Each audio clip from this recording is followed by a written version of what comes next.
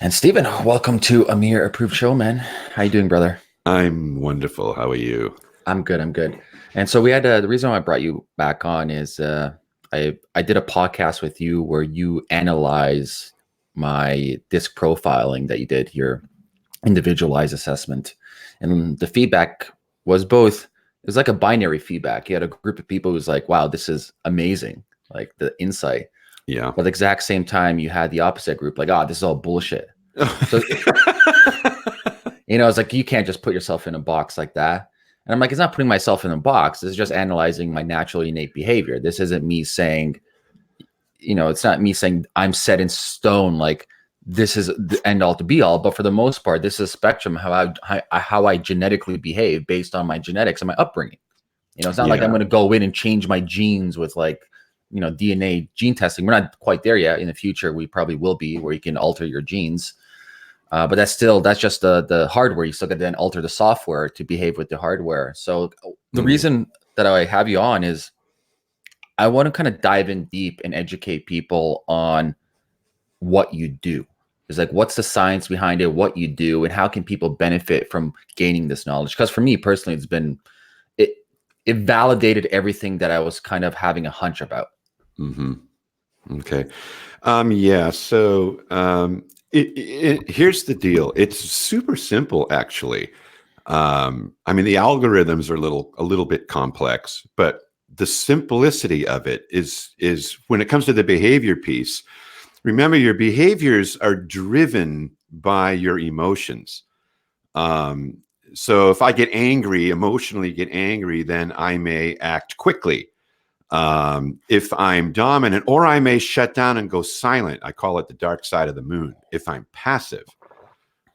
So we measure the levels of consistency in your four primary emotions, which are anger, optimism, patience, and fear. And as you said earlier, they're captured in the moment that you take the assessment. Now, there's core behaviors, which is unconscious. It's largely unconscious to us. So, if in a simple disc setup, you're looking at questions and you're looking at words, and you're saying, out of these four words, which one is most like me? And then out of these four words, which ones are least like me? So when you're saying, oh, I'm least like that, that doesn't mean you don't have that emotion. It means it's unconscious to you. So the least answers end up in graph two, and the most answers reflected in graph one. And there's an algorithm that takes place that sorts this out in a way that I fully don't understand, but I have a mathematician that works with me that does. Do you want to kind of So give us a bird's eye view of exactly? Like, I know some people are probably confused right now. Like, what the fuck are these guys talking about?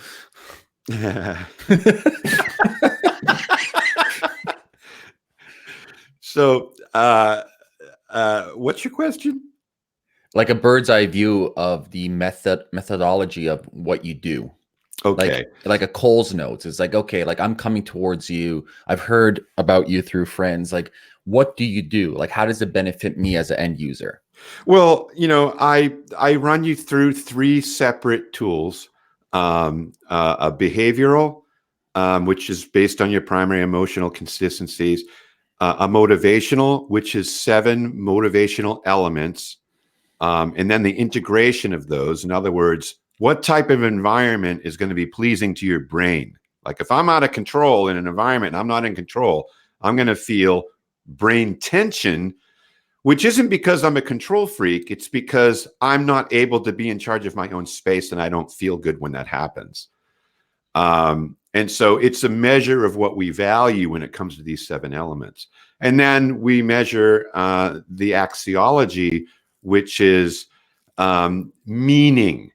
I just had a gentleman yesterday I talked with, son of an entrepreneur, that if I said his name, you would know who it was. Um, he needed a score below 30 to be really good, in good shape. He was 154. It Oh. was the worst axiological profile I've ever seen. Mm, So this individual lives in an alternate reality because he interesting. cannot see the world at all. Well, I Mm, find out he's not working And every time he tries to work, he either quits or gets fired. So what does he do? He games 8 hours a day, usually in the evening and into the night. And he's on Twitcher, and he wants to make money doing this, which I know you can. But I said, that's your alternate world. That's the world you live in. But when you go outside of your home, that's not the world you see. And he doesn't get it. He doesn't understand the world. So, I'm recommending MDMA therapy and some other things to help him along. But it's fixable, but it's arduous. But he was shaken up. He said, for the first time in my life, I'm talking to a person who doesn't think I'm a lazy bum. And he was smart. He was smart. That's exactly where it is. So like people who are listening, what Steve does is, as he mentioned, there's a lot of mathematics behind this and stats and a lot of like years and years of research from many very intelligent people, where you go through a process of questionnaire process, like a lot of, let's summarize it as a survey, a real deep dive survey. And it's long. It's not like simple check. It takes a while for you to complete this survey, and you can't rush it. Like you have to think about the questions and be honest. And based on this deep dive survey, couple that with the mathematical statistic pattern on the back end, you get two types of behaviors. You have innate behavior, which is, let's say, your naturalistic behavior as a human without you being in any circumstance. This is how you kind of behave in a certain spectrum. Then you kind of have, I think you called it like, what was it, artificial behavior? What was the second one? It's adapted behavior. Adapted behavior, which is that's how right. you act in shared space. Because when you're sharing space with other people, whether it be in your family, your work, your relationships, your partner, there are requirements, requests, demands, negotiations that are coming from other human beings that you have to fulfill. I say to a lot of people, I get a lot of people, their relationships, their marriages, whatever, they're not in good shape. And I said, the reason being is because you promote requirements as requests. And when they're not fulfilled, you get angry, you get hurt, and you create a separation. What you should be saying, you do that again, you're out on the street, you asshole. That's it. No plan B here. But what do? Would you please not do that? Week comes by, the sociopathic monster does it again. Please not do that again and again and again. They don't set boundaries. They don't do this. So in shared space, they fail. They fail in shared space. Or they can just leave. Oh yeah, they could. So this is where we get into what our brains need versus what they want. But let me ask you a question. In general, would you like to see a more natural overlay between the natural and the adaptive behavior, or no? I don't understand what you're getting at with that. Because you have a score of a natural behavior, right? Yes. So then you have a score of the adaptive behavior. Yes. Would you like them to have a similar pattern? Oh, okay. That's not going to happen a lot. And the reason being is now when it comes to entrepreneurial people who have nobody managing them but themselves, that pattern will remain similar. Gotcha. Or it will become more consistent. It'll get stronger, which means they stretch out. When I see a subordinate with similar profiles on adapted versus natural, it means they're not being managed. Or they're doing exactly what their brain is wired to do. And so they can operate out of their natural set of emotions, and it works for them in shared space. So there's shared space, and then there's separate space. So we live in separate existence or shared existence. If you were the only person on the planet, you wouldn't be putting stuffed animals in the back window of your car. We only do that so other people can see them. We don't hang dice from the mirror when we're the only person on earth. It's in the way. But we do it so people can say, oh, they had dice hanging from the mirror. Like almost everything we do is in response to another human being. Yeah, social signaling. Yeah, and bumper stickers, all this stuff. I'm trying to let people know, I have certain ideals or whatever the case. And if people don't approve of them, I get hurt or I get angry or I get independent or whatever's going to happen. But when you understand yourself fully, then you can pick and choose the environments you know will work for you. Now, most people are passive. I would say the number is between 70 and 75%. But When it it seems comes, that kind of seems. I'm kind of viewing the lens of the work that you do from an evolutionary aspect, Mhm. right? So biology, sociology, and psychology, evolution, the whole umbrella of evolutionary Yeah, observation. yeah. And like you look at tribes, like let's focus on the simple Dunbar's number, 150 people, right? Mhm. And you look within the tribes, you have certain archetypical type of people. There's even like interesting studies on like why tribes had sociopaths. Like they Mhm. were actually used for certain, like in wartime measures. There's a saying they need a wartime leader and a peacetime leader. The Mhm. psychology is completely different, right? Yes, yes. And so like you look at these dynamics within a tribe, you have, let's say, different types of leaders and different type of like totem pole, let's say hierarchy.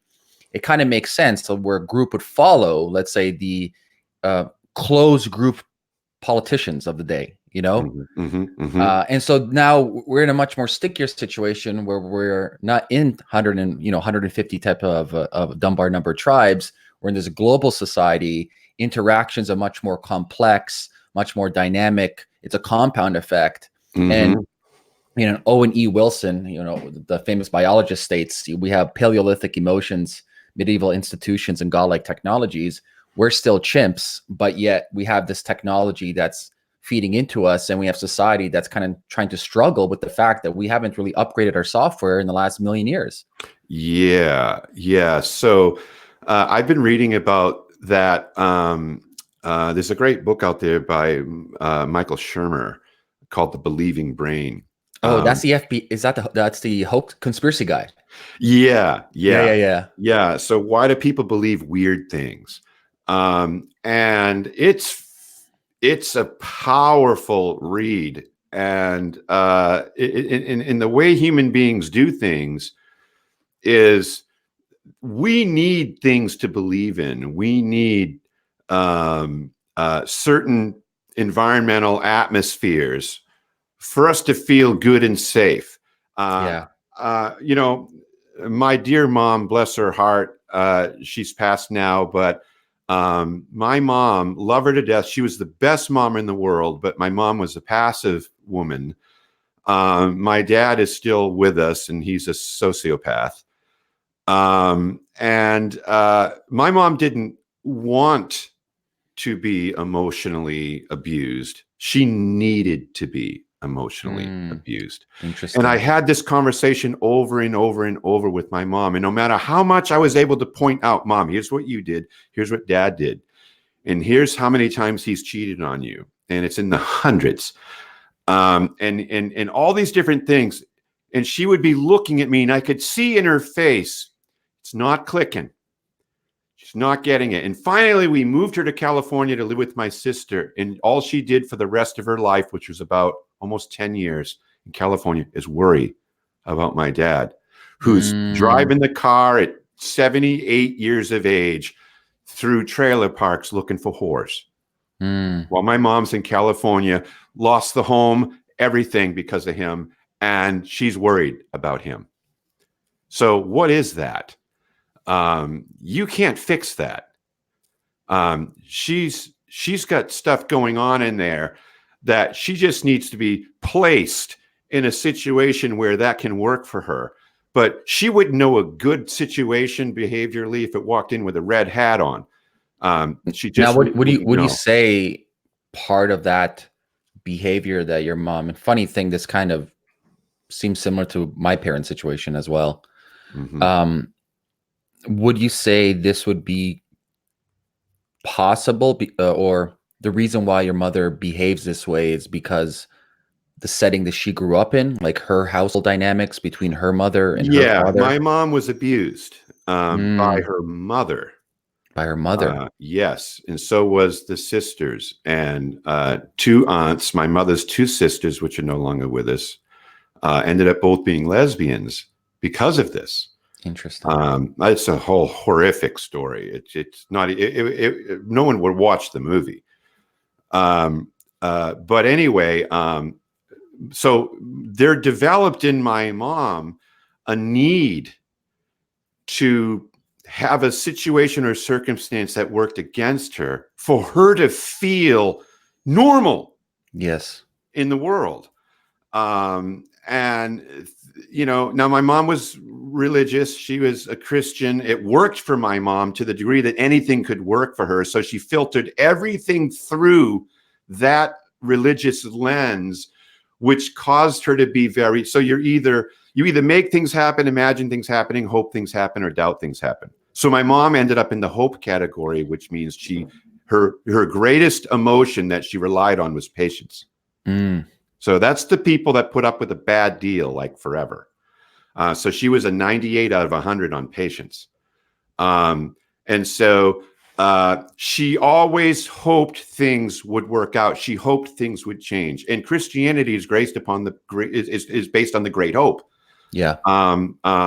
So we, with patience, you know, St. Paul, if he actually wrote this, he talks about, you know, living by faith. So therefore we with patience wait for it. So all my mom learned to do was wait for better days. And that stimulated her brain and felt good.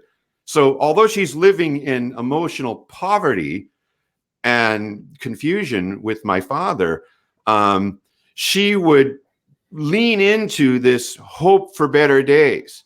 And because she was hopeful instead of regretful, it felt good for her, because when she was young and being abused, she was hoping it would stop. And then when it did, hope was the hero. And so she lived out of a sense of hope. To be able to dislodge my mom from that was nearly impossible to do. And I can't count the talks I've had with her before she passed. And then there became a time where, you know what, the one Bible verse I appreciate is comfort the feeble-minded. That's that's all it says. Comfort them, tuck them into bed, give them a sippy cup, because they ain't going anywhere. So there are people that their minds are so distorted and they've gone through such horrendous circumstances at times that certain things that are their enemies end up their friends. You know, I was in a situation 8 years ago, and I ended up seeing somebody, going through some counseling for it, whatever. And I remember coming to the conclusion that I liked being a victim. Interesting. Like, I embraced the victimhood. It really worked in with my greater story of being beat up when I was a kid and all these different things. And I remember looking at the counselor and saying, you know what, I know what my problem is. I love being a victim. And he busted out laughing. He's like, no one's ever said that. I said, but it's true. I realized what it is. I said, the only problem is I'm getting tired of it. Yeah. And he was like, well, that's great. So I worked on that for years. And I had my axiology done a while back, and I had very terrible self-esteem.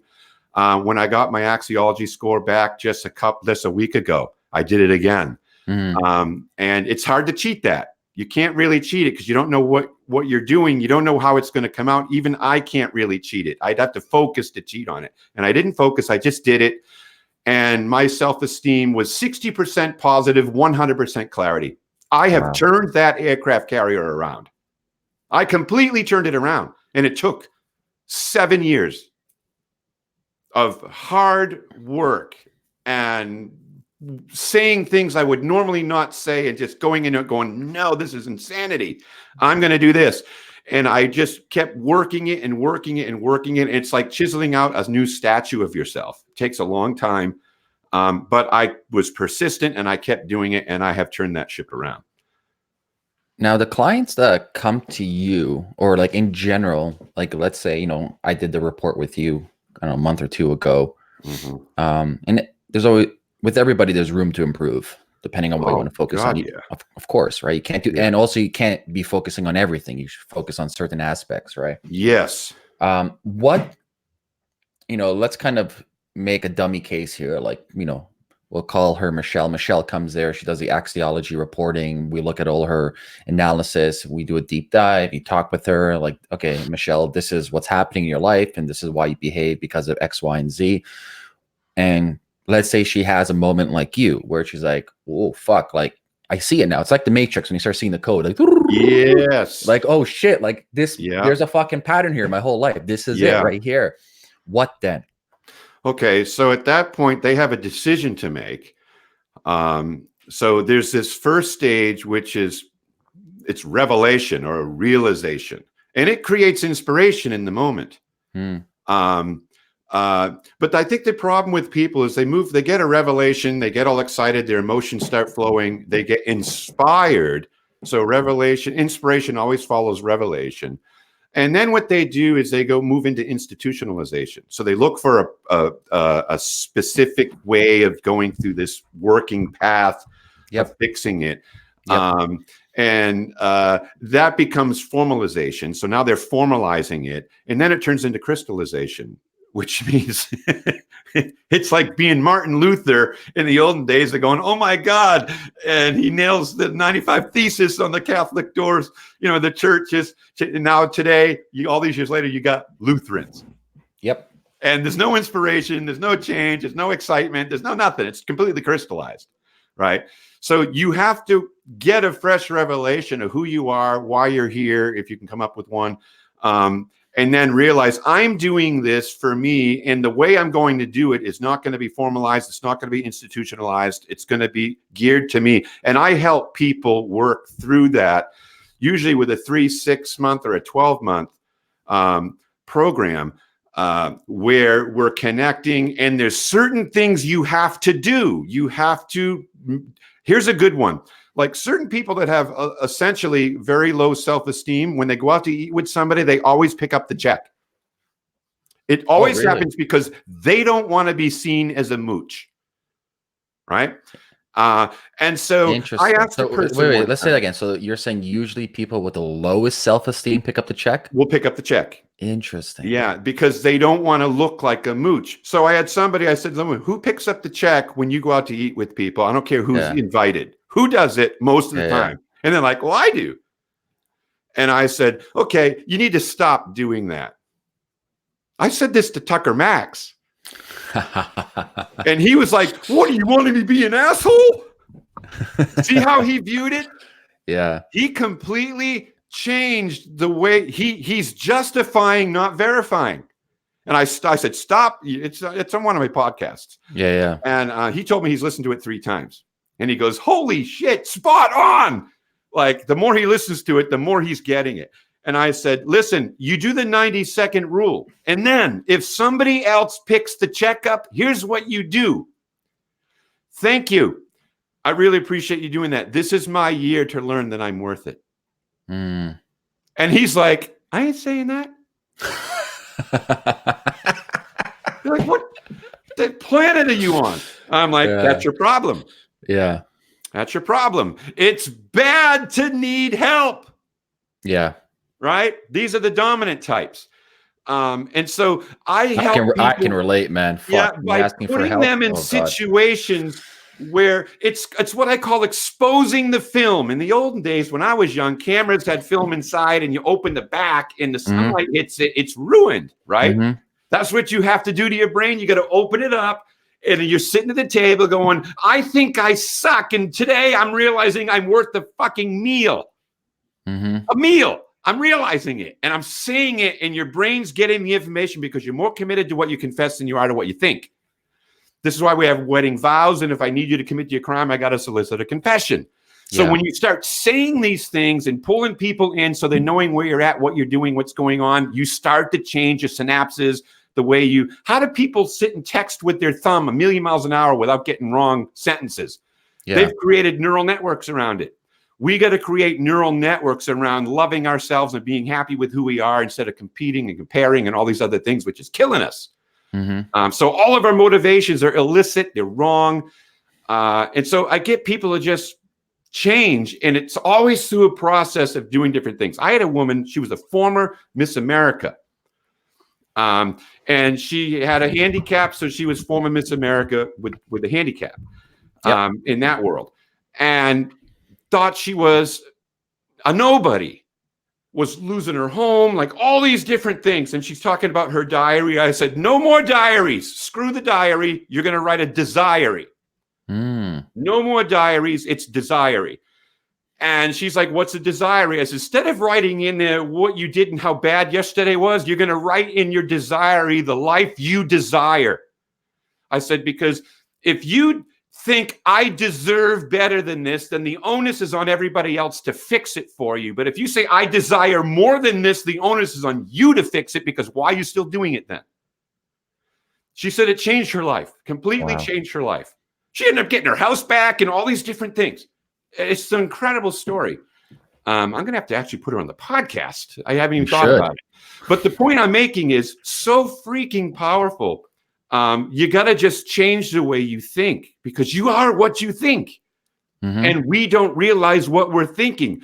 But when I give you a full-on analysis on how you think, how you feel, the emotions you're relying on for doing things in the world or not doing them, all these, your axiology, how you find meaning in the world. Are you living in an alternate universe? Are you living on planet Earth? Because some people are in an alternate world, because you got to have balance between your world and your inner self and outer self. And if you don't, you make up a world for yourself to live in. And when I have all that out there, they know exactly what the problem is every single time. And then what do you want to do now? And then not everybody goes forward from that point on.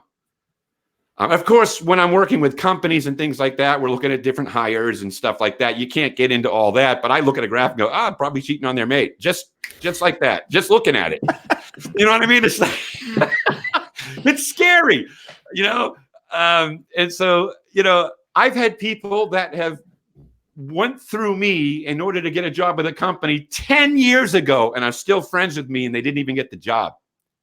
They become friends simply because they were so moved and blown away by learning so much about themselves through a hiring process. And some have signed up for work and so on and so forth. But the hiring process, I want to kind of touch base on the companies. Like, what's the genesis of how do companies utilize this for their success? Well, companies that work with me, every hire goes through the portal.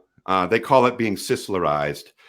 You got to trademark that, man. Yeah, we're working on it. They go through this process, and then I look at this, and then we talk.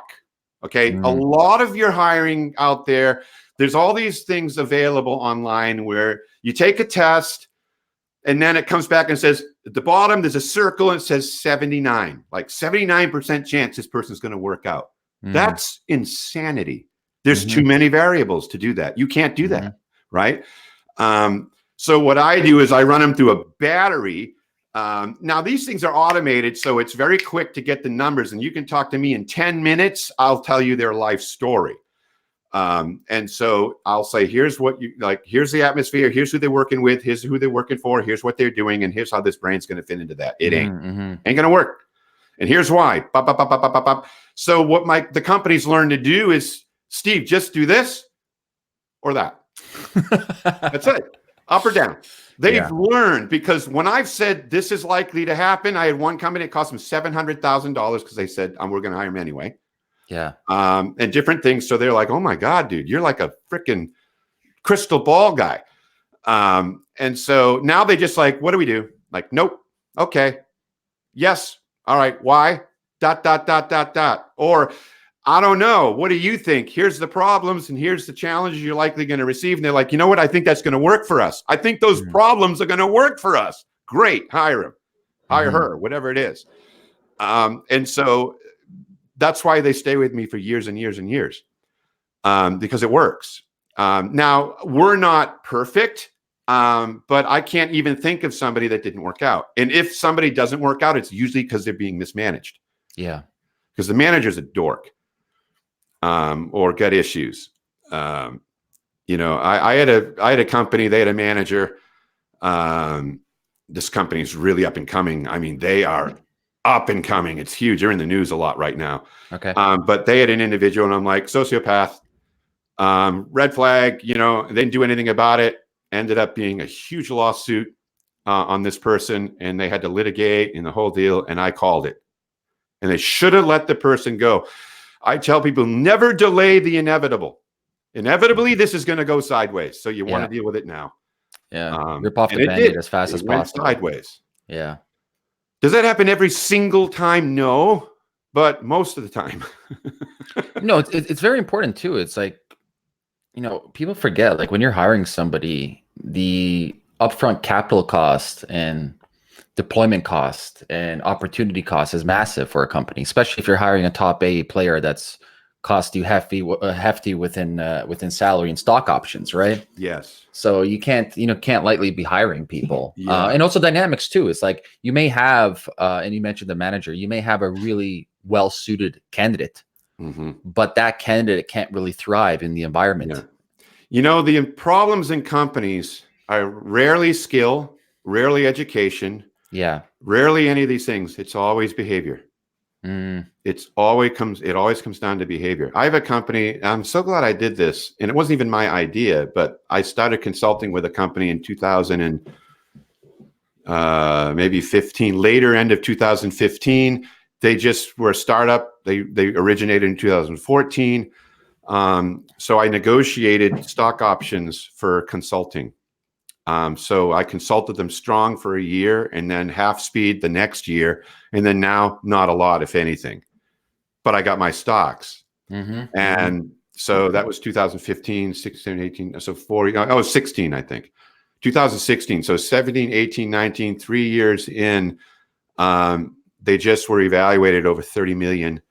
And they just got some investment money, and now they're going to go no holds barred. They're going to be challenging some big companies. And I said to my wife the other day, that might have been the best decision I've ever made. The upside, man. This is how Arnold Schwarzenegger made most of his money on that crazy deal with him and Danny DeVito, what is called Twins. Yes. So I think they said no salary because it was too expensive. The studio didn't want to do it because they don't want to take a risk on Arnold for being in a first comedy, because like, yo, you're an action star. You're not right.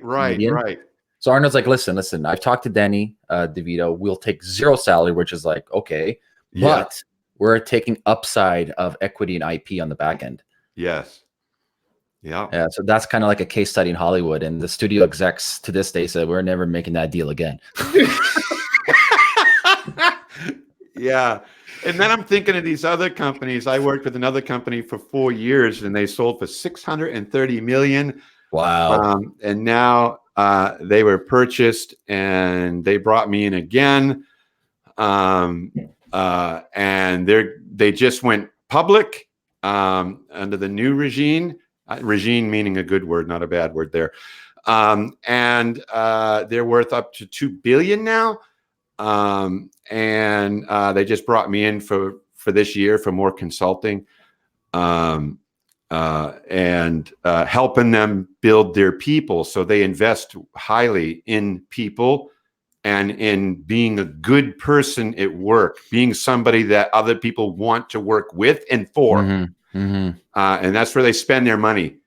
And it's proving to be a very good strategy for them. Yeah, like at the end of the day, what I want people to take away from this episode is, listen, the reason you behave the way you behave is based on many dynamics in your life, right? There's not one thing you can point out and be like, oh, that's the one primary reason I behave that way. No, there's this multivariable reasons why you behave the way you behave. And you can look back in your life and you can see that you may think of yourself as a failure, or everyone has self-doubt. Everybody, doesn't matter who you are. Yeah. And instead of playing the blaming game, I like to say, play the detective game. You know, there's patterns within your behavior. Now, it's not about saying this behavior is good or bad. It's just a fact. That's how you behave. And you know what Stephen does is we can identify. Let's call it a blueprint, like you're building a house. We can identify a blueprint of your psychological map, both innate and adaptive. And based on this blueprint, we can create then a strategy. Now we know how you behave, right? It's not mystical. It's not saying, oh, you know, because of the X, Y, and Z. It's like, no, you know, now we've kind of identified. Now we can create a proper plan of attack to start, I'm going to say, rewiring your belief systems, but start creating then proper environments and situations that your natural innate behavior can thrive in. You know, a lot of people are like the pinball in a pinball machine. Once they shoot out into the world, they're only responding to bumpers that push them off or lead them into a right direction, but they are not steering that car. And I try to help people, no matter what your behavioral orientation is, to end up in charge of your own life. You know, if you don't like the job, quit. If you don't have a job, start looking. You know, don't just hope something happens or doubt something happens or imagine it happening. You got to make it happen.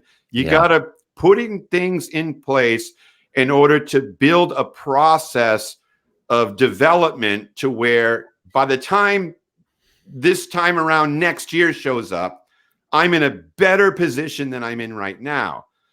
And like I said, 75% or so of people are passive, about 17% of assertive, 7% are aggressive, and 3% are passive aggressive.